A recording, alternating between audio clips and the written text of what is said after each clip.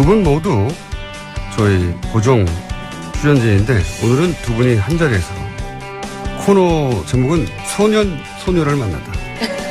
소녀, 소녀를 후리다. 이렇게. 자, 정의당 노회찬 원내대표 나오셨습니다. 안녕하십니까? 안녕하십니까? 네. 바른정당 이혜훈 전 최고위원 나오셨습니다. 안녕하십니까? 네, 안녕하세요. 네. 저희가 이런 코너 제목을 정할 수밖에 없었던 게 대선 막바지에 두 당이 사귀는 거 아니야? 할 정도로 뭐 서로 상대 당에 대해서 호감을 막 표현하고 실제 심상정 후보는 바른정당을 찍어라 이런 얘기도 했죠. 아니요, 그건 찍으라고 하지는 않았고 그렇게까지 얘기할 수는 없죠. 그러니까 보수를 도저히 보수 지지층들은 예. 가짜 보수, 낡은 보수보다 새로운 보수로 몰아주는 게 맞다라는 얘기를 김종대 의원이 한 바가 있습니다. 한 바가 있고. 그러니까 도저히 보수이기를 포기 못하는 사람들을 향한 얘기죠. 네, 그렇습니다. 자, 그러면 일단은 상대 당에 대한 칭찬부터 한번 해볼까요? 네. 자당에 대한 칭찬 말고. 아, 저부터요? 네. 저를 쳐다보시는 거 보니까 저부터 하라는 얘기네. 바른정당의 정의당 칭찬 한번 해볼까요? 아, 그동안 정의당이 참 어려운 길을 가신다라고는 생각했지만 막상 저희가 신생정당을 만들어서 100일 만에 대선을 해보니까 야, 정말 그동안 정의당이 얼마나 힘들었겠나. 저희가 뭐 절절히 하루에도 몇 번씩 그 생각을 했습니다, 사실은. 참 이 소신을 지키면서 우리 대한민국 정치에서 원칙대로 어떻게 보면 변절하거나 야합하지 않고 정치를 해온다는 게 이렇게 힘든 일이구나 많이 생각했고요. 그동안 이 수십 년간 이걸 지켜오신 정의당에 정말 존경을 표합니다. 그리고 사실 심상정 후보 본인만 놓고 봐도 참 훌륭한 후보입니다. 물론 우리 노회찬 우리 의원님도 사실 후보로 나오셨다면 정말 훌륭한 후보가 되셨을 뿐이지만. 너무 화기애애한다. 이거 분위기가 많이. 자, 어쨌든. 아니, 왜냐하면 제가 17대 때 첫 국회의가 됐을 때 유승민 후보, 그다음에 유승민 의원이죠, 지금은. 유승민 의원, 저, 심상정 의원. 셋 다 한 상임위에서 있었거든요. 재경이. 기재위. 그땐 재경이죠. 재경이 서 있었는데, 그러니까 서로 이제 속속들이 다 보는 거잖아요. 속단 말로 본전을 다 보는 거죠. 왜냐하면 상임위 질문하고, 그다음에 뭐 후속 질문하고 대화하는 거 보면은 저 사람 소위 말하면 깜냥이 어느 정도 되는지 금방 나오죠. 그렇죠, 그렇죠. 예. 의원들끼리는 못 속여요. 못 속여요. 이렇게 한 공장에 오래 다녀 보면은 못 속이잖아요. 그렇죠. 예. 그래서 제가 재경회라는 공장에서 그리고 두 분도 서로를 알아본 것 같아요. 그래서 우리 유 후보도 심 후보에 대해서 상당히 높이 평가하고, 그다음에 또 심 후보도 유 후보에 대해서 그런 거 아닌가, 제가 그건 일쪽에 물어볼게요. 여러 가지 느낌을 받았고. 심 후보는 유 후보에 대해서 절대 안 된다고 생각할 수도 있잖아요. 그리고 저도 두 후보가 참 인격적 완성도를 보나, 저는 대통령의 인성도 굉장히 중요하다고 생각하거든요. 그다음에 이제 두루두루 인간관계란 네트워크를 어떻게 형성해가고 원만하게 모든 것을 통합으로 가느냐 하는 것도 중요하고, 제일 중요한 소위 컨텐츠. 그 부분에 있어도 저는 정말 손색이 없는 분이다. 다만 우리랑 사실 정책적 노선이 좀 많이 다르고. 경제정책은 뭐 크게 차이가 없는 것도 같아요. 네, 경제정책은 많이 차이 없고요. 약간 차이 있는 정도고, 그래서 이제 안보가 좀 차이가 있죠. 국방안보 쪽에서는 정반대에 서 있다고 볼 수도 있죠. 네. 자, 이 정도로 칭찬해 주셨고, 정의당에서 바른정당 한번 칭찬 한번 해볼까요? 네. 앞으로 싸울 테니까. 네, 어쨌든 우리 유승민 후보와 바른정당이 선전하신 데 대해서 아쉬움도 크겠지만은 저는 축하드릴 만한 일이라고 저는 보고요. 개인적으로는 유승민 후보와 17대 국회에 들어갔을 때부터 이렇게 나름대로 좀 좋은 인상을 갖는 일들이 있었고, 어느 날 제가 100분 토론에 최다 출연자인가 이렇게 돼가지고 손석희 그 당시 앵커가 저한테 묻더라고요. 이제까지 출연한 토론 중에서 가장 기억에 남는 인상적인 토론이 뭐냐고 해서 제가 2004년에 저하고 유승민, 유시민 3명이 한 토론이 있어요. 그래서 제가 그게 제일 환상이다. 제일 이제 좋았다라고 얘기하니까 손석희 앵커가 자기도 그게 좋았다는. 나중에 내가 유시민 작가 만나서 보니까 유시민 작가도 이제 그걸 잘 기억하고 있더라고요. 저는 이번에 아주 중요한 어떤 첫걸음을 바른정당이 내딛었다고 생각됩니다. 뭐냐면 대선도 대선이지만은 사실 탄핵 이후의 사태에서 창당을 하지 않았습니까? 어찌 보면은 이제 괴멸해가는 낡은 보수를 이제 걷어내고 보수의 새로운 어떤 미래를 만들어 나가는 역할을 자임을 했기 때문에 이 어려운 선택을 했다고 사실 봅니다. 그리고 저는 이 바른정당의 어떤 시도가 성공하기를 정말 간절히 바랍니다. 왜냐하면 제대로 된 보수가 있어야 또 진보도 있는 것이거든요. 뭐 어느 한쪽으로 다 독점할 수는 없는 것이기 때문에. 근데 이번에 이제 굉장히 중간에도 어려움을 겪었지만은 그때 제가 2%에서 제가 뉴스공장에서 작년에 전사해야 된다고 얘기한 게 뭐 죽으라는 얘기라기보다는 사적 필생. 죽을 각오면 살 수 있다라는 그 뜻으로 이제 드린 말씀이었는데 그렇게 어느 정도 좀 된 게 아닌가. 그런 점에서 오히려 선거 후에 더 꿋꿋하게 나아가시기를 간절히 기원합니다. 네, 저희들 꼭 그대로 하겠습니다. 예. 자, 화기애애한 시간 여기로 끝내고 하고요. 이제 바른정당, 이현 의원님은 바른정당의 대표적인 얼굴로 그렇게 막 지켜주시는 거예요? 얼굴로 자리 잡아가고 있는 게 아닌가. 왜냐하면 경쟁자들이 다 탈당해가지고요. 아니요, 탈당 안 했어도 예. 얼굴이자 두뇌이자 입. 얼굴이 워낙 커갖고. 혹시 탈당하신 분들이, 왜냐면 자유한국당의 복당도 그렇게 순탄치 않을 것 같거든요. 아직도 여전히. 뭐, 오히려 더 복잡해질 것 같아요. 네. 예. 그분들이 다시 돌아온다는 얘기는 없어요. 뭐 그런 얘기가 간간히 들리긴 하지만 뭐 공개적으로 얘기하시는 건 아니기 때문에 저도 공개적인 자리에서는 뭐 그런 얘기가 없다라고 말해야 될 것 같아요. 탈당하는 시점에는 정말 괴로우셨죠. 물론 그것이 다시 전화위복이 됐지만. 처음에는 이제 탈당을 계속 말리고 만류하고 그러지 말아라. 그러는 게 좋지 않다. 이렇게 계속 이제 어떻게 보면은 간언을 하고 그랬었는데 나중에 이제 그분들 덕분이라고 해야 되죠. 뭐 그치. 덕분에 12척의 배가 있다고 그랬는데 그 배가 그 배였어요. 나간 배들. 나간 배들. 근데 그렇게 되면서 약간 변화의 조짐을 만드는 계기가 되고 보니까 많은 분들이 왜 그렇게 그 사람들 말렸냐. 저한테 굉장히 화살이 많이 쏟아졌어요. 너 때문에 그게 늦어져가지고 지지율 상승이. 이상한 비난이에요, 진짜. 네. 제가 왜냐하면 굉장히 말리는 사람 중에 하나였거든요. 네, 말렸어야 했죠, 그때는 당내에서는. 그래서 너 때문에 우리가 지지율 반등이 늦어졌다 이러면서 제가 말도 안 되는 비난이네요, 진짜. 그런 얘기까지 있군요. 네. 어쨌든 당대표는 언제 하실 겁니까? 저 무슨 당대표는요. 당대표가 되더라도 나오실 거죠, 여기. 저 이제 잘린 거 아니에요? 아닙니다. 선거에도 졌는데 잘려야죠. 아니에요. 네. 앞으로 계속 나오실 거고, 제가 이제 궁금한 건 당대표가 되더라도 나오시라고. 일단 잠부터 좀 자고요. 공식적으로 약속을 해두고, 네. 미리. 자, 심상정 후보는 두 분 마찬가지지만 둘 다 두 자릿수까지 갈 수 있을지 모른다. 네. 그죠? 그 지점 거의 가까이 갔잖아요. 네. 두 당 모두. 네. 네. 마지막 여론조사에. 네. 8, 9, 1, 2%만 더 하면 될 것 같은데. 이제 두 당 공이 질문인데 마지막에 그 두 자릿수를 돌파하지 못했던 이유를 어떻게 분석을 하십니까? 예, 뭐 현상적으로 보면은 뒷심이 부족했다고 보는데 저는 누굴 탓하고 싶지는 않고요. 저희들 어떤 실력에 대한 평가라고도 봅니다. 보고 조사에 따르면 출구 조사에 따르면은 유권자의 절반 가량이 마지막 일주일 사이에 이제 그 표심을 그렇죠. 최종적으로 깜깜한 정했다 기간 동안. 그러거든요.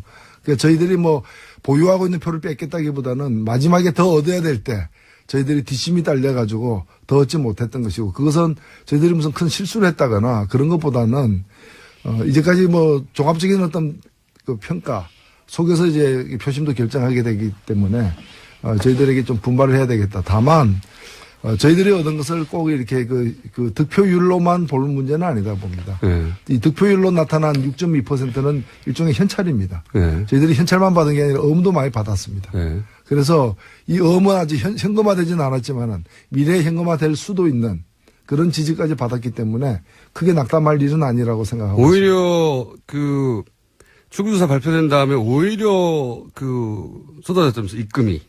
예, 한 40명 정도가 2억 정도의 예, 갑자기. 후원금을 갖다가 후원금을 출구조사 선거 직후에 끝났는데. 예. 예. 어제 밤 12시까지가 이제 후원금 낼 수 있는 법적 기간이기 때문에 예. 그 남은 몇 시간 사이에 그렇게 돈이 몰려서 저희들이 적자하는 부분을 또 해소했습니다. 참 정말 특이한 대단하네. 현상이요. 예. 선거 끝났는데 후원금이 선거 끝난 다음에 몰린다는 게. 예, 그분들은 아마 표가 여러 표 있었으면 다 주고 싶었을 그렇겠죠. 그런 분들이었다고 예. 생각합니다. 내 마음은 정의당이었는데 다른 이유로 정의당을 찍지 못했다. 뭐 이런 마음. 아마 그런 것도 있다고 봅니다. 아마 그게 그런 걸 거예요. 이제 막판에 소위 말하면 보수청의 결집 이런 게 실들이 많이 있었으니까요. 이제 네. 카톡이든 뭐 여러 가지를 대단했습니다. 통해서 네. 언론을 통해서도 많이 전파되고 네. 하니까 이제 소위 말하면 문 후보의 당선을 원하는 일단 진보층이 그렇죠. 또 결집을 한 거죠. 항상 그러면서 심 후보가 손해를 많이 보지 않았나. 그러니까 깜깜이- 손해라는 건 이제 올 수 있는 표들이 못 온 거죠. 중도층들이 그렇죠. 결정 안 했던 중도층들이 심 후보를 찍을 수 있었는데도 걱정되는 문 후보를 도와준 거죠. 깜깜이 기간 동안 하여튼 진보정당은 항상 그래 왔어요. 근데 예년에 꺾인 거에 비하면 덜 꺾였어요. 덜 꺾였어요. 오히려. 예, 예년에는 반토막 이하로 떨어진 경우가 있었는데 이번에는 반토막이라고 할 수는 없습니다. 그 아무래도 뭐 여러 가지 이제 각 캠프에서야 여러 가지 우려를 갖다가 많이들 이제 할 수밖에 없지만은 일반 객관적으로 볼 때 뭐 2개월 이상 이제 1위가 변동이 없이 이렇게 승자가 거의 정해진 상태였기 때문에 저희들도 사실은 여느 때 선거보다는 뭐 사퇴 압력이라거나 전혀 없었죠. 예, 그런 걸 거의 안 받았다고 보통은 사퇴와 압력. 단일화 압력. 예. 바른정당이 이번에 받았던 거 있잖아요. 그러니까 항상 받아왔어요. 그러니까 그거 받으면서 정말 많이 생각했어요. 야, 매번 받았던 저분들은 심정이 저희들은 어땠을까? 엄청났습니다. 그러니까 그 속이 사이- 수껍내기가 되지 그럼요. 않았을까? 간판 날아가고 문짝 떨어지고 뭐 엄청난 강풍 속에서 이게 견뎌왔는데 이번에는 그래도 네. 지붕은 안 날아갔습니다. 노회찬 대표 같은 경우에는 그 지난 한명숙 전 네. 총리 서울시장 선거 때 3번 후보로 나와서 득표를 한 5% 가까이 했죠. 아유. 그런데 한 2% 차이로 낙선을 했거든요. 2%가 안 되게. 그때 머리가 다 빠진 거예요.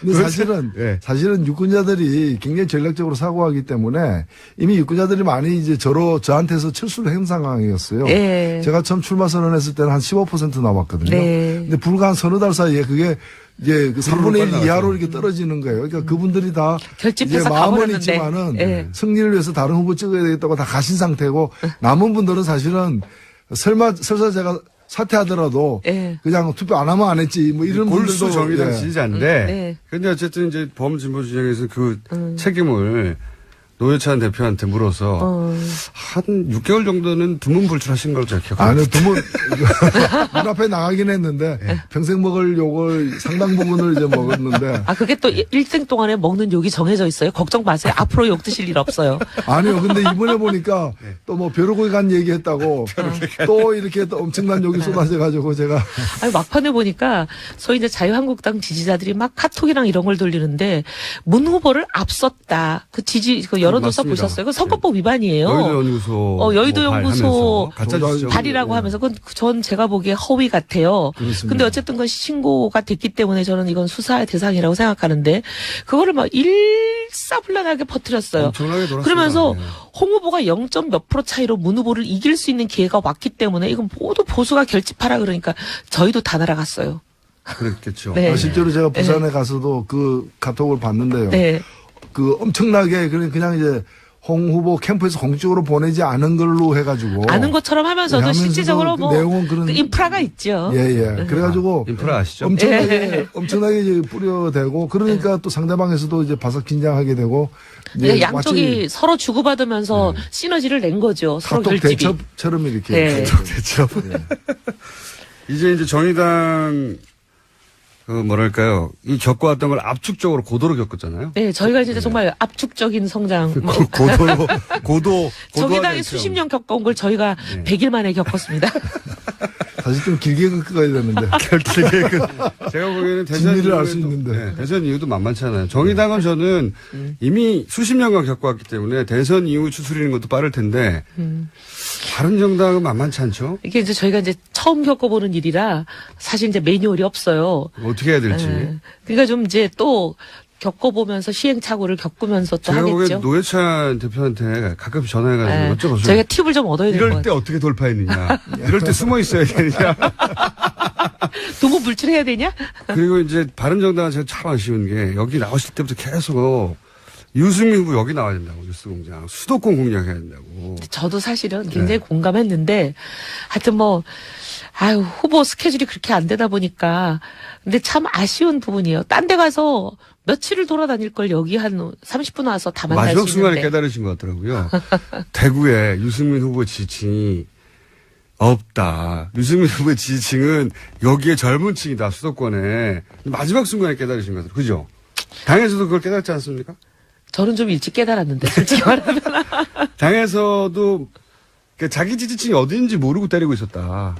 예. 그 과거의 정치사에 대해서 이렇게 그 경험이 적은 이 새로운 세대들 20대 그렇죠. 같은 경우에는 유승민 후보나 신당수 후보가 그렇게 멀어져 보이지 않는 거예요. 네, 네. 굉장히 가까이 지지층이 많이 겹칩니다. 맞습니다. 여기 안 나오기 잘했습니다.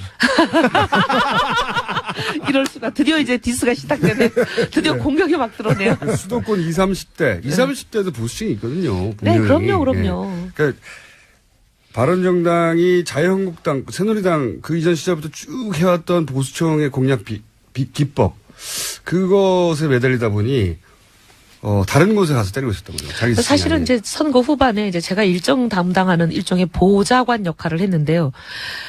처음에는 이제 자꾸 이제 대구 경북으로 모든 일정을 자꾸 그러니까요. 몰아가는 거예요. 근데 아무리 아니라고 얘기를 해도 잘 그게 안 먹혔는데 나중에는 아예 그냥 제가 욕먹을 각오를 하고 거의 대학가 순례를 잡았습니다. 근데 너무 놀라운 거는 사실 이제 새누리당 있었을 때는 뭐 한나라당 시절도 그랬지만 저희 동원 인력이라는 게 있어요. 많죠. 예, 후보가 어디를 간다. 그러면 한 이틀 전부터 네. 다 공지하고 전화 걸고 사람을 동원합니다. 지역에서 동원하고. 며칠 날 몇 시 어디로 모여라. 근데 이제 그 모인 사람들이 거의 똑같은 사람들이요. 제주에서 어디에 모였던 사람이 또 서울까지 비행기 타고 와요. 네. 이렇게 전국 어디나 거의 완전히 비슷한 치킨은- 사람들이 인물이 비슷해요. 그리고 후보 옆에 찍힌 사람들 비슷해. 잘 비슷해요. 보면. 그러니까 그렇게 이제 몰려다니는 고정 출연이라고. 몰려다니는 사람들이 있는 거거든요. 네. 이제 그분들을 모셔오는 건데, 근데 저희는 지금 신생정당이 뭐 100일밖에 안 됐는데 그게 되겠습니까? 없죠. 뭐 10명 정도는 동원이 되지만요. 정도. 근데 이제 그러다 보니까 그냥 대학가를 잡는데 고대, 한양대 등등 대학가를 잡으면 그냥 온라인에 우리가 어디 한양대 뭐 이번 한양대 지하철역 2번 출구 이렇게 적어 놓으면 구름같이 몰려오는 거예요. 젊은 그걸 왜 모르고. 보수들이. 제가 그렇게 네. 말씀드렸는데. 그 심상정 후보가 5차 토론 이후에 사실은 지지율 상승세가 이렇게 멈칫멈칫했어요. 맞아요. 특히 네. 이제 20대에서 많이 늘어나다가 그것이 멈칫한 게 네. 실은 그 부분이 많이 유승민 후보로 간 겁니다. 그 맞습니다. 예, 그래서 지금 말씀을 들어보니까 누가 이 이웃 상권을 침해했는지 골목 상권. 이제 근데 재벌이 침공하면 문제가 있지만 네. 골목 상권끼리의 경쟁은 뭐 아름다운 겁니다. 그러니까 경계해야 되겠는데. 서로 정반대 진영이 있는 것 같은데 사실은 지지층 구는 비슷해요. 이게 특히 젊은 세대는 비슷합니다. 20, 30대. 젊은 세대 안에서 이제 보수냐 진보냐에 따라서 나뉘는 그러니까 것뿐인 것 같아요. 전통적인 진보 보수로 나눠지지 않는 20대만의 특징이 있거든요. 네. 이 20대가 이제 과거 20대처럼 정치학습을 많이 받은 사례가 아니잖아요. 네. 편견이 좀 없어요. 그러다 보니까 경제적으로는 좀 리버럴하고 그리고 그 뭐 안보 문제에 있어서 보수적인 20대 특히 남성층이 존재하거든요. 이 층을 유승민 후보가 공략해야 된다고 제가 그렇게 말씀드렸는데 말씀을 안 듣고 혼내주세요. 네, 반드시 저희 사령관으로 영입하겠습니다. 전략팀장으로. 자, 저희가 교통 정보를 잠깐 듣는 시간, 교통방송이거든요. 저희가 알고 보면. 아, 네. 아니, 그래서 잠깐 듣고 다시 돌아와서 두 분과 이야기를 이어가겠습니다.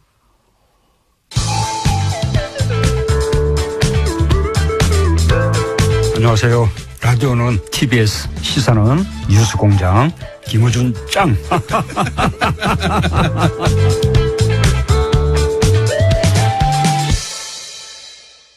이 시각 교통정보입니다. 월요일 아침이나 마찬가지입니다. 외곽으로 향하는 차도 많아서 서해안고속도로 목포 방면으로 순산터널에서 비봉까지 14km 구간이 정체입니다. 평택 시흥고속도로 군자분기점에서 남한산 사이도 밀리고요. 경부고속도로 부산 방면으로는 한남에서 서초 사이 그리고 죽전에서 수원 사이가 밀리고 있습니다. 서울 외곽순환고속도로 퇴계원에서 판교 쪽으로 가는데도 많이 밀리고 있지만 일산에서 판교 방면으로도 김포 요금소에서 장수 사이 통과하기가 어려운데요. 장수 부근 3차로에 버스가 고장으로 서 있습니다. 이후로도 도리분기점에서 수암터널, 하계분기점에서 청계터널 사이가 정체되고 있습니다. 올림픽대로와 강변북로 둘 다 하남 구리 방면으로 행주대교 이전부터 정체되고 있는데요. 올림픽대로 이용해서 행주대교에서 한남대교까지 가는 데는 1시간 10분이 넘게 걸리고 있습니다. 강변북로 구리 방면으로는 한남대교 못가 사고까지 발생하면서 1시간 반가량이 걸리고 있으니까 참고하시기 바랍니다. 이 시각 교통정보였습니다. 보이지? 길 건너 나무까지 달리기 시합이야. 불 깜빡인다. 하나, 둘, 셋, 뛰어! 차가 너무 빨리 와요. 그래도 오른손 들었으니까 차가 멈추겠죠? 이것이 스쿨존의 아이들입니다. 아이들은 때때로 자동차의 존재를 잊은 듯이 행동하죠. 그들을 이해하며 보호해야 하는 것은 바로 운전자의 몫입니다. 지금 스쿨존을 운전 중이면 속도를 더 줄이세요. 스쿨존의 주인은 바로 아이들입니다. 어린이를 위한 모바일 퀴즈 안전운전 캠페인은 메르세데스 벤츠 사회공헌위원회와 아이들과 미래재단이 함께합니다. 함께 할수록 기분 좋은 방송 TBS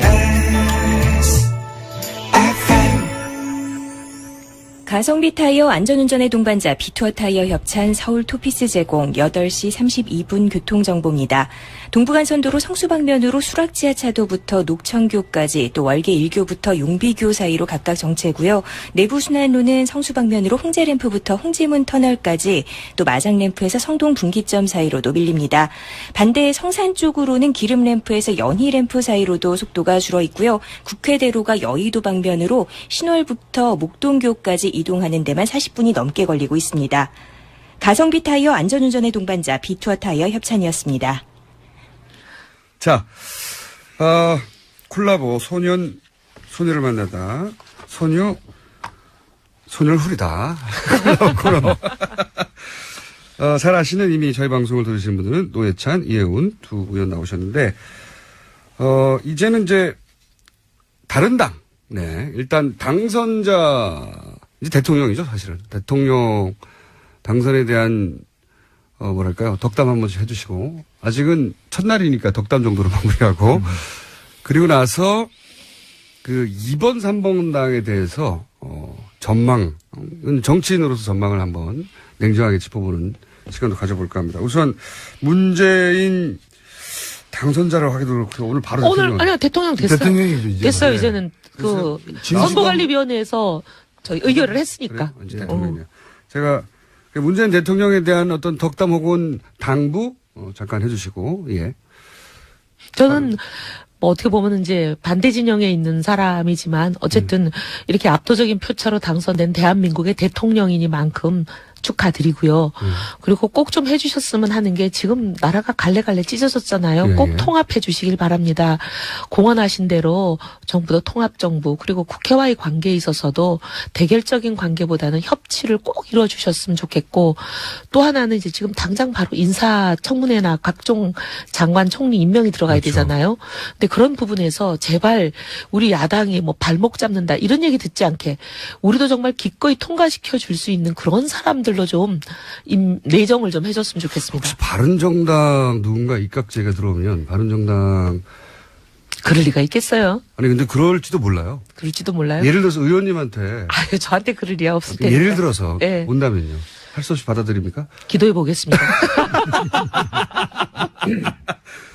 자, 노회찬 대표의 네, 그러면 뭐 진심으로 축하드리고요. 제가 그 다른 코너에서 우리 김호준 총수에게 말씀드린 것처럼 역대 가장 큰 표차로 당선된 사람이 MB였는데 네. 그 530만 표 기록을 넘길 것이라고 했는데 예언하셨죠. 예. 557만 표로서 예. 제가 그래도 하나 알아맞춘 셈이 됐는데 저는 그 힘으로 어느 때보다도 저는 힘든 국면을 맞이할 거라고 보여집니다. 예. 그래서 이 문재인 후보의 당선, 이제 문재인 대통령이 됐습니다만 뭐 촛불의 승리다라고도 보고요. 다만 이제 그 촛불 광장에서 제기됐던 여러 가지 요구들을 실현하기에는 만만치 않은 과제들이기 때문에 지혜를 잘 발휘해서 어느 정권보다도 더 성공적인 정부로서 마감하기를 진심으로 바랍니다. 자, 당분은 여기까지고 그러면 2번, 3번 당의 미래가 이게 이제 일반 유권자들이 바라보는 것과 정치 현실 정치인으로 그 정당을 잘 이해하고 그리고 얼마나 냉혹한지 정치 현실이 잘 아시는 분. 으로서 한번 2번 당에 대해서 이번 당을 앞으로 정말 누구보다 속속들이 아는 사람으로서 네, 저부터 어떻게 될지 시작할까요? 앞으로. 네. 네. 사실 선거 국면에서도 삐죽삐죽 삐져나왔습니다. 그 갈등과 앞으로의 그 여러 가지 암초가 될 수 있는 것들이. 당내가 아무렇지 않은 척했지만 사실 복잡했잖아요. 복잡했죠. 왜냐하면 그 12명, 13명의 복당에 대해서도 예. 지금 복당이 후보였던 시절에 홍준표 후보는 가장 강하죠. 지시를 했죠. 예. 그리고 여러 가지 뭐 규정을 들이대면서 복당시켜라 이렇게 얘기를 했는데도 그리고 또 그것만으로 받아들여질 것 같지 않으니까 거기다가 1+1으로 끼워 팔기까지 했잖아요. 친박도 들어와요. 그러니까 친박들이 주로 반대하는 중심 세력이니까 친박들에게 내려졌던 징계를 완전히 그냥 무장해제 풀어져 버리는 수많은 국민들이 도저히 납득을 못하는 3년짜리 징계를 징계한 지 100일 만에 풀어져 버리는 네. 이런 일까지 끼워 팔기를 했는데도 친박들이 그걸 받아들이지 않았어요. 후보가 가장 강할 때 지시했는데도 안 들었거든요. 안 됐죠. 근데 예. 이제 지금 후보는 이제 소위 낙동강 오리알 아니에요? 예. 후보는 이제 낙선했겠다. 그럼 또 홍준표 이제 후보였던 분은 당내 소위 말하면 박근혜 대통령이나 역대 다른 후보가 가지고 있던 어마어마하고 탄탄한 콘크리트 같은 지지 세력 기반이 있느냐 당내 없는 분이에요. 게다가 개파도 없죠. 예, 개파도 없고 그리고 주로 그분은 이렇게 보병을 갖고 계시는 분이 아니라 그냥 공중전으로 혼자 때리는 분이어가지고 비행기로. 없어요. 예. 근데 이제 그 막강한 친박들 거의 콘크리트처럼 이 완전히 그 진지를 구축하고 있는 그 친박들의 협공을 받아낼 가능성이 저는 매우 희박하다고 봅니다. 당권 장악을 언론에서는 얘기하지만 그거 어려울 것이다. 어려울 것으로 봅니다. 예. 그러면은 홍준표 후보는 일회성 얼굴마담으로 쓰이고 벌어질 수도 있다. 저는 그럴 가능성이 상당히 높다고 봐요. 그러면 왜- 최종적으로 왜냐면 예. 그 저기 선거 때 보세요. 정우택 원내대표라는 분이 후보와 원내대표와의 소위 그 힘과 지위의 차이라는 건 하늘과 땅인데도 네. 후보가 지시했다는데 바로 그냥 방송에 한다고. 나와가지고 규정을 어겼다 이렇게 얘기하면서 말도 안 되는 소리 하지 말라는 투로 얘기하잖아요. 실제로 그랬죠. 예. 예. 그러니까 그게 여러 가지 이제 소위 당내 역학관계를 보여주는 거거든요. 후보의 위상, 지위 이런 거. 그러면 자유한국당의 당권 경쟁은 결국 누구의 승리로 뭐 어쨌든 간에 누구의 승리도 되든지 간에 굉장한 원심력이 작용하고 예. 뭐 아주 심하게 얘기하면 공중분해의 가능성도 배제할 순 없다. 오히려 자유한국당의 쪽에서 바른정당으로 오는 사람들이 있을 수 있을까요? 저는 그럴 수도 있다고 봅니다. 뭐 많은 분들이 바른정당이 이제 뭉개져가지고 자유한국당이 흡수될 거라고 생각하는데 자유한국당의 계보의 그 세력균형으로 보거나 혹은 홍준표 후보의 장악력이나 어쨌든 한쪽이 승리하면 나머지 한쪽이 있기가 어려운 당이 자유한국당이거든요. 그 내부는. 그래서 소위 통합이라든지 이런 게 잘 안 되고 하여튼 한 계파가 승리하면 완전 나머지 계파는 숙청이에요. 자유한국당의 특징상. 네. 그러면 그분들이 있기 어려울 거예요. 거꾸로 자유한국당을 떠나서 바른당으로 오를 가능성도 배제할 수는 없다. 저는 그렇게 봅니다. 물론 바른정당의 이제 얼굴마담 정치인으로 급부상하신 대표급으로 급부상하신 이현 의원의 바람이 섞여 있긴 하겠지만 언론이 생각하는 만큼 후보가 당장을 쉽게 할 수는 없다. 저는 여기는 동의합니다. 예.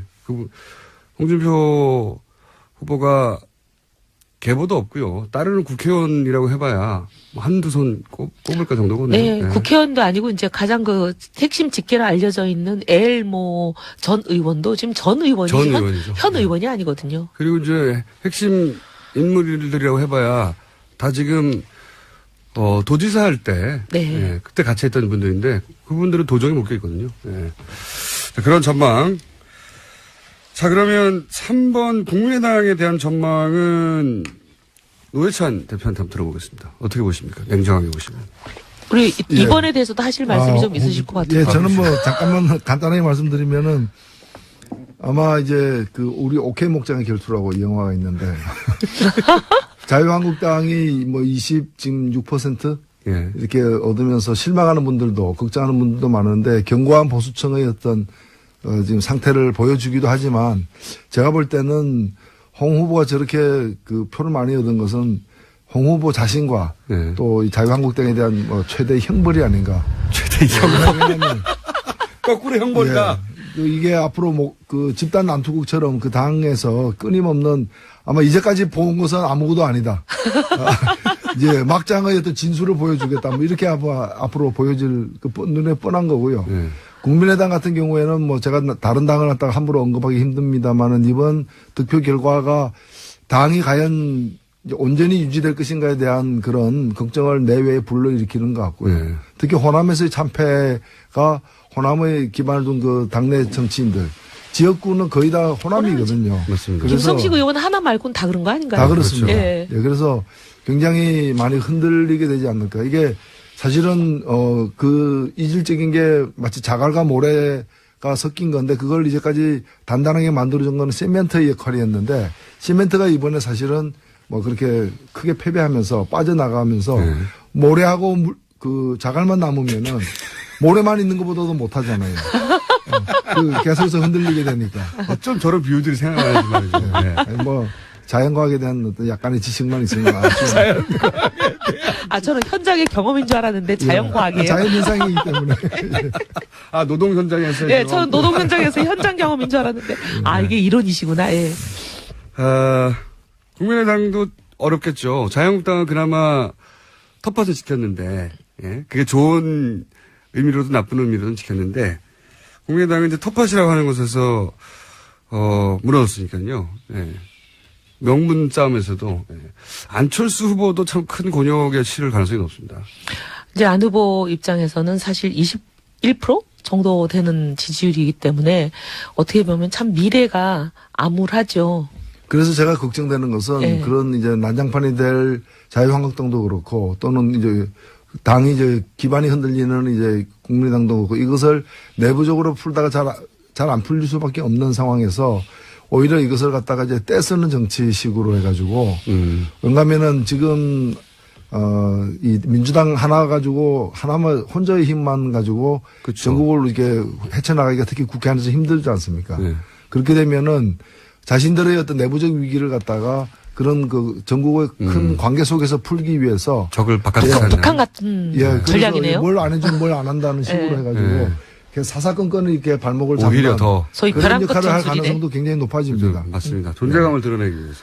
그리고 주로 이제 그 선명성을 극대화하기 위해서 당내 전투에서 이기려면 외부 전쟁에서 굉장히 선명하게 보여야 되니까 그런 전법을 많이 쓰잖아요. 네, 그럴 가능성이 매우 높다는 거죠. 그러면서 더 위기에 처할 것 같아요. 왜냐하면 이제 특히 정권 초기에는 본인이 그 투표하지 않은 그 후보였다 하더라도 대통령이 당선된 후에는 대부분의 국민들이 좀 초반에 몰아줘야 된다는 분위기가 있거든요. 그게 뭐 그 대통령을 위해서가 아니라 대한민국을 위해서 그렇게 생각하시는 보통은. 거잖아요. 그래서 이제 뭐 40%로 당선돼도 당선된 직후에 보면 한 7, 80% 정도 올라가죠. 지지를 얻게 되고 잘하라는 이제 당부죠, 그게. 근데 그런 가운데 이렇게 발목을 잡으면 더 미움을 사게 되거든요. 자, 그럼 다른 당 걱정할 형편이 아니시면서. 아니 뭐 다른 난 걱정이 아니라 나라 걱정이죠. 나라 걱정. 예. 맞는 말씀입니다. 현실적으로 비용 문제 같은 거는 어떻게 됩니까? 그런 얘기도 많이 나오잖아요. 저희는 이게 지금 선거 비용의 최고 한도의 약 500억 수준이었는데 500억 좀 넘습니다만은 저는 애당초 그 돈을 뭐 쓸 처지가 아니어가지고 50억으로 잡았고요. 잡았고 지금 한 2, 3억 적자가 난 상태였는데 다행히 어저께 투구조사 이후에 또 후원금이 한 2억 정도 더 들어와서 한 마이너스 1억 정도 되지 않을까 지금 추산을 해보고요. 큰 당들이 이제 최대 한도가 유세 차량 같은 거 300대씩 쓰고 쓸 때 저희들은 18대 쓰고 한 겁니다. 그 다음에 40번 넘게 방송 연설들 다 나가셨지만 큰 당들은 저희들은 한 번도 못 나갔고요. 그리고 법정 공고문도 16페이지인데 저희들은 8페이지로 냈고요. 8페이지. 어찌 보면은 저희들이 얻은 표가 작은 표이긴 하지만은 한 표를 얻기 위해서 들인 비용은 좀 가장 적은 편에 속하지 않을까. 가성비 최고였다. 가성비 최고. 가성비 최고였다. 예, 그렇게도 생각해요. 근데 아니 들으니까 어쩜 이렇게 닮았을까 그 생각. 저희도 사실은 그 60몇 억인가가 선거 보조금으로 나오는데 저희 당이 창당하는 과정에서 당사도 빌려야 되고 뭐 컴퓨터 책상도 사고 어쩌고저쩌고 하느라고 진 빚이 있거든요. 그 빚을 갚고 나니까 딱 50억 남은 거예요. 그래서 그 50억으로만 선거한다의 목표를 세웠어요. 근데 중간에 하다 보니까 원래 뭐 얼마로 해주기로 하는 홍보가 조금 더 들어가고 뭐 이런 식으로 조금 돼가지고 우리도 한 2, 3억 빚이 생길 상황이었어요. 근데 그 탈당하시는 분들이 나가시면서 후원금이 완전히 그냥 답제를 해가지고. 역시 또. 예, 그래갖고 후원금이 한 5억 정도 들어왔을 거예요. 그래서 저희는. 미리 발생해가지고. 예, 미리 발생해서. 조금. 남는 회계 역시. 예. 근데 뭐 홍보물 12페이지짜리 8페이지 하는 거나 저기 유세 차량 18개 하는 거나 뭐 저희 똑같네요. 어쩜 이렇게 방송 영상 한 번도 못 한 거나. 그래도 뭐 저희보다는 보조금도 좀 더 많이 받고. 그러니까요. 부자만 해도 3년 가지 않습니까? 아, 근데요, 그게 국고보조금에는 반영이 안 되더라고요. 마이너스 1억 있다는 방송이 오늘 나갔으니까요. 아마 후원금이 정의당은 오늘 부로 채워질 겁니다. 그러니까 선거 후원금은 아니지만 당 후원금은 가능하죠. 근데 당 후원금 제도가 없잖아요. 없나요? 국회의원 후원금으로. 그러네요. 국회의원 후원금을 받아서 격출할 수는 있습니까? 이미 저희들은 그 모든 의원들이 찼어요? 5천만 원씩 이렇게 다 격출했습니다. 그러면 방법은 아니요. 선거 있는 해에 국회의원 1인당 3억까지 가능하니까 국회의원들한테 더 이제 후원금을 주시면 더 할 수 있죠. 예. 그럼 정의당 의원 개인을 후원해서 빚을 갚게 하는 방법이 남아있군요. 예, 특별당비로 내게 하는 거죠. 1억 정도의 빚이야 뭐 저희들이 또 열심히 노력해서 갚아야죠. 뭐 해서요? 네? 노동 현장에서 돈도 없는 양반들이 자갈과 모래만 있는 개인 자산도 맨날 꼴찌면서 열심히 절약하고 열심히 절약하고 덜 먹고. 자, 그럼 정의당의 1억 빚은 정의당 소속 의원들을 조금 더 개인적으로 후원해 주시면. 아니, 근데 저희도 뭐 후원하지 말란 뜻이 아니라. 저희도 바른정당 넘어갔다면서요. 아니, 이미. 그래도. 여기 또. 저희 앞으로도 많이 어렵습니다. 지금 이제 12분이 나가시는 바람에 우리 국고보조금이 반토막이 나잖아요. 네. 그것까지는 알 바 아니고요. 네. 자, 어쨌든 이번 선거에 있어서 돈 문제는 이렇게 해결되어 갈 것 같고요. 그죠? 예. 그리고 두 정당이 진보 정당의 실험 그리고 보수 정당의 새로운 실험하며 앞으로 콜라보가 많이 있었으면 좋겠습니다. 예. 네, 저는 이게 꼭 우리만이 아니라 하여튼 대통령을 뽑기 전에는 정책과 이념으로 경쟁해도 뽑고 나면 선출된 대통령에 대해서는 가능하면 당 이념에 완전히 정체성에 반하는 게 아니면 좀 협치했으면 좋겠습니다. 예. 뭐 서로 도저히 안 맞는 부분도 있겠지만 맞는 부분들은 그렇죠. 뭐 특히나 초기에는 좀 안정적으로 정권을 운영할 수 있도록 협력을 해야 된다 봅니다. 알겠습니다. 두 분 얘기 참 재밌었는데 오늘 여기까지 해야 될 것 같고요. 왜냐하면 두 분들이 또 주요한 정치인이라 인터뷰가 많이 잡혀가지고 할 수 없이 빠져나가셔야 돼요. 예. 안 그러면 끝까지 가려고 그랬는데 자, 오늘 두 분 모시고 얘기 나눠봤습니다. 정의당 노회찬 원내대표 그리고 바른정당 이혜훈 전 최고 곧 대표가 되실 이었습니다. 감사합니다. 네, 감사합니다. 감사합니다. 문재인 대통령 축하드립니다. 저는 김호준이고요. 내일도 옵니다. 안녕.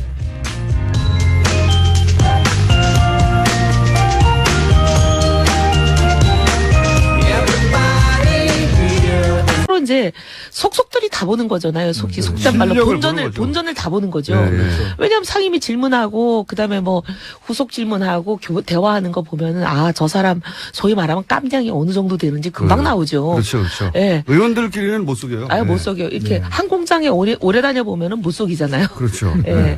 그래서 제가 재경회라는 공장에서 그 두 분, 그리고 두 분도 서로를 알아본 것 같아요. 그래서 우리 유 후보도 심 후보에 대해서 상당히 높이 평가하고, 그 다음에 또 심 후보도 유 후보에 대해서 그런 거 아닌가, 제가 그건 이쪽에 물어볼게요. 여러 가지 느낌을 받았고. 심 후보는 유 후보에 대해서 절대 안 된다고 생각할 수도 있잖아요. 그리고 저도 두 후보가 참 인격적 완성도를 보나, 저는 대통령의 인성도 굉장히 중요하다고 생각하거든요. 그 다음에 이제 두루두루 인간관계나 네트워크를 어떻게 형성해가고 원만하게 모든 것을 통합으로 가느냐 하는 것도 중요하고, 제일 중요한 소위 컨텐츠. 그 부분에 있어도 저는 정말 손색이 없는 분이다. 다만 우리랑 사실 정책적 노선이 좀 많이 다르고. 경제정책은 뭐 크게 차이가 없는 것도 같아요. 네. 경제정책은 많이 차이 없고요. 약간 차이 있는 정도고, 그래서 이제 안보가 좀 차이가 있죠. 국방안보 쪽에서는 정반대에 서 있다고 볼 수도 있죠. 네. 자, 이 정도로 칭찬해 주셨고, 정의당에서 바른정당 한번 칭찬 한번 해볼까요? 네. 앞으로 싸울 테니까. 네. 뭐 우리 유승민 후보와 바른정당이 선전하신 데 대해서 뭐 아쉬움도 크겠지만은 저는 축하드릴 만한 일이라고 저는 보고요. 뭐 개인적으로는 유승민 후보와 17대 국회에 들어갔을 때부터 이렇게 나름대로 좀 좋은 인상을 갖는 일들이 있었고, 어느 날 제가 100분 토론에 뭐 최다 출연자인가 이렇게 돼가지고 손석희 그 당시 앵커가 저한테 묻더라고요. 이제까지 출연한 토론 중에서 가장 기억에 남는 인상적인 토론이 뭐냐고 해서 제가 2004년에 저하고 유승민, 유시민 3명이 한 토론이 있어요. 그래서 제가 그게 제일 환상이다. 제일 이제 좋았다라고 얘기하니까 손석희 앵커가 자기도 그게 좋았다는. 나중에 내가 유수민 작가 만나서 모르고 유수민 작가도 이제 그걸 잘 기억하고 있더라고요. 저는 이번에 아주 중요한 어떤 첫걸음을 그 바른정당이 내딛었다고 생각됩니다. 뭐냐면 대선도 대선이지만은 사실 그 탄핵 이후의 사태에서 너 때문에 그게 늦어져가지고 지지율 상승이. 이상한 비난이네요, 진짜. 네, 제가 왜냐하면 굉장히 말리는 사람 중에 하나였거든요. 네, 말렸어야 했죠 그때는 당내에서는. 그래서 너 때문에 우리가 지지율 반등이 늦어졌다 이러면서 제가 좀 안 되는 비난이네요, 진짜. 그런 얘기까지 있군요. 네. 어쨌든 당 대표는 언제 하실 겁니까? 저 무슨 당 대표는요? 당 대표가 되더라도 나오실 거죠 여기. 저 이제 잘린 거 아니에요? 아닙니다. 선거에도 졌는데 잘려야죠. 아니에요. 네. 앞으로 계속 나오실 거고 제가 이제 궁금한 건 당 대표가 되더라도 나오시라고. 일단 잠부터 좀 자고요. 공식적으로 약속을 해두고 미리. 네. 자, 심상정 후보는 두 분 마찬가지지만 둘 다 두 자릿수까지 갈 수 있을지 모른다. 네. 그죠? 그 지점 거의 가까이 갔잖아요. 네. 두 당 모두. 네. 마지막 여론조사에. 네. 8, 9, 1, 2%만 더 하면 될 것 같은데. 이제 두 당 공이 질문인데 마지막에 그 두 자리 숫자를 돌파하지 못했던 이유를 어떻게 분석을 하십니까? 예, 뭐 현상적으로 보면은 뒷심이 부족했다고 보는데 저는 누굴 탓하고 싶지는 않고요. 저희들 어떤 실력에 대한 평가라고도 봅니다. 보고 조사에 따르면 출구 조사에 따르면은 유권자의 절반 가량이 마지막 일주일 사이에 이제 그 표심을 최종적으로 정했다 그러거든요.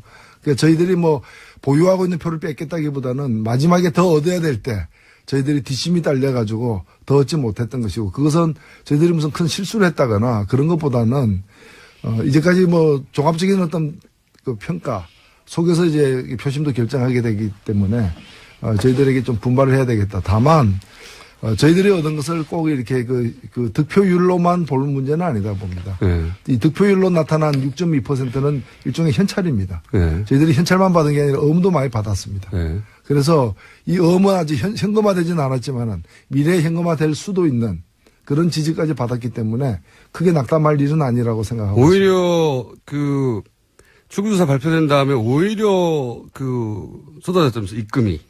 네, 한 40명 정도가 2억 정도의 갑자기 후원금을 갖다가 후원금을 선거 끝났는데 예. 어제 밤 12시까지가 이제 후원금 낼 수 있는 법적 기간이기 때문에 두 분 모두 저희 고정 출연진인데 오늘은 두 분이 한 자리에서 코너 제목은 소녀를 만난다. 소녀를 흐리다 이렇게. 자, 정의당 노회찬 원내대표 나오셨습니다. 안녕하십니까? 안녕하십니까? 네. 바른정당 이혜훈 전 최고위원 나오셨습니다. 안녕하십니까? 네, 안녕하세요. 네. 저희가 이런 코너 제목을 정할 수밖에 없었던 게 대선 막바지에 두 당이 우리 사귀는 거 아니야? 할 정도로 뭐 서로 상대 당에 대해서 호감을 막 표현하고 실제 심상정 후보는 바른정당을 찍어라. 이런 얘기도 했죠? 아니요. 그건 찍으라고 하지는 않았고, 그렇게까지 얘기할 수는 없죠.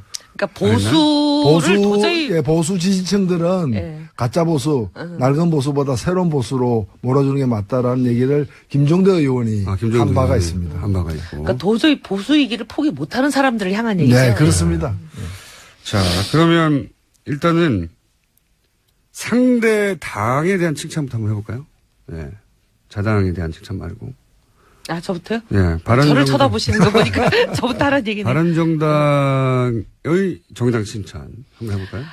그동안 정의당이 참 어려운 길을 가신다라고는 생각했지만 막상 저희가 신생정당을 만들어서 100일 만에 대선을 해보니까 정말 그동안 정의당이 얼마나 힘들었겠나. 저희가 뭐 절절히 하루에도 몇 번씩 그 생각을 했습니다. 사실은 참 이 소신을 지키면서 우리 대한민국 정치에서 원칙대로 어떻게 보면 변절하거나 야합하지 않고 정치를 해온다는 게 이렇게 힘든 일이구나 많이 생각했고요. 그동안 이 수십 년간 이걸 지켜오신 정의당에 정말 존경을 표합니다. 그리고 사실 심상정 후보 본인만 놓고 봐도 참 훌륭한 후보입니다. 물론 우리 노회찬 우리 의원님도 사실 후보로 나오셨다면 정말 훌륭한 후보가 되셨을 너무 뿐이지만. 화기애애한데 이거 분위기가 많이 돼요. 자, 어쨌든. 아니 예. 왜냐하면 제가 17대 때 예. 첫 국회가 됐을 때 유승민 후보 그다음에 유승민 의원이죠 지금은 유승민 의원 저 심상정 의원 셋 다 한 상임위에서 있었거든요. 재경이. 예 기재위 질땐 재경이죠. 예, 예 재경이죠. 재경에서 있었는데 그러니까 서로 창당을 하지 않았습니까? 어찌 보면은 이제 괴멸해가는 낡은 보수를 이제 걷어내고 보수의 새로운 어떤 미래를 만들어 나가는 역할을 자임을 했기 때문에 이 어려운 선택을 했다고 사실 봅니다. 그리고 저는 이 바른정당의 어떤 시도가 성공하기를 정말 간절히 바랍니다. 왜냐하면 제대로 된 보수가 있어야 또 진보도 이제 있는 것이거든요. 뭐 어느 한쪽으로 다 독점할 수는 없는 것이기 때문에. 근데 이번에 이제 굉장히 중간에도 어려움을 겪었지만은 그때 제가 2%에서 제가 뉴스공장에서 작년에 전사해야 된다고 얘기한 게 뭐 죽으라는 얘기하기보다는 사적 필생. 죽을 각오면 살 수 있다라는 그 뜻으로 이제 드린 말씀이었는데 그렇게 어느 정도 좀 된 게 아닌가. 그런 점에서, 오히려 선거 후에 더 꿋꿋하게 나아가시기를 간절히 기원합니다. 네 저희들 꼭 그대로 하겠습니다. 예. 자, 화기애애한 시간 여기로 끝내고 하고요. 이제 바른정당, 이현 의원님은 바른정당의 대표적인 얼굴로 그렇게 막 지켜주시는 거예요? 얼굴로 자리 잡아가고 있는 게 아닌가. 왜냐하면 경쟁자들이 다 탈당해가지고요. 아니, 탈당 안 했어도 예. 얼굴이자 두뇌이자 입. 얼굴이 워낙 커갖고. 혹시 탈당하신 분들이, 왜냐면 자유한국당의 복당도 그렇게 순탄치 않을 것 같거든요. 아직도 여전히. 뭐 오히려 더 복잡해질 것 같아요. 네. 예. 그분들이 다시 돌아온다는 얘기는 없어요. 뭐 그런 얘기가 간간히 들리긴 하지만 뭐 공개적으로 얘기하시는 건 아니기 때문에 저도 공개적인 자리에서는 뭐 그런 얘기가 없다라고 말해야 될 것 같아요. 탈당하는 시점에는 정말 괴로우셨죠. 물론 그것이 다시 전화위복이 됐지만. 처음에는 이제 탈당을 계속 말리고 만류하고 그러지 말아라. 그러는 게 좋지 않다. 이렇게 계속 이제 어떻게 보면은 간언을 하고 그랬었는데 나중에 이제 그분들 덕분이라고 해야 되죠. 뭐 그치. 덕분에 12척의 배가 있다고 그랬는데 그 배가 그 배였어요. 나간 배들. 나간 배들. 근데 그렇게 되면서 약간 변화의 조짐을 만드는 계기가 되고 보니까 많은 분들이 왜 그렇게 그 사람들 말렸냐. 저한테 굉장히 화살이 많이 쏟아졌어요.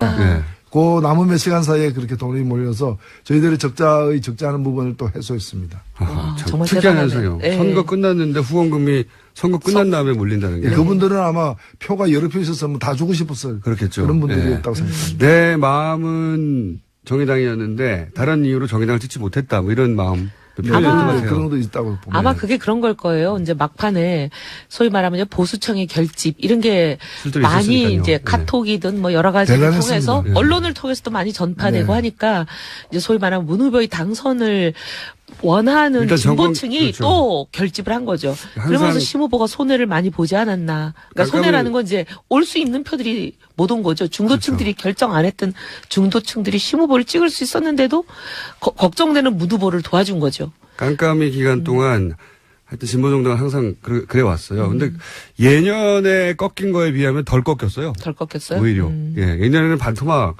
이하로 떨어진 경우가 있었는데 이번에는 반토막이라고 할 수는 없습니다. 이게 아무래도 뭐 여러 가지 이제 각 캠프에서야 여러 가지 우려를 갖다가 많이들 이제 할 수밖에 없지만은 일반 객관적으로 볼 때 뭐 2개월 이상 이제 1위가 변동이 없이 이렇게 승자가 거의 정해진 상태였기 때문에 저희들도 사실은 여느 때 선거보다는 뭐 사퇴 압력이라거나 전혀 그런, 없었죠. 예, 그런 걸 거의 안 받았다고 보통은 사퇴와 단일화 압력. 예.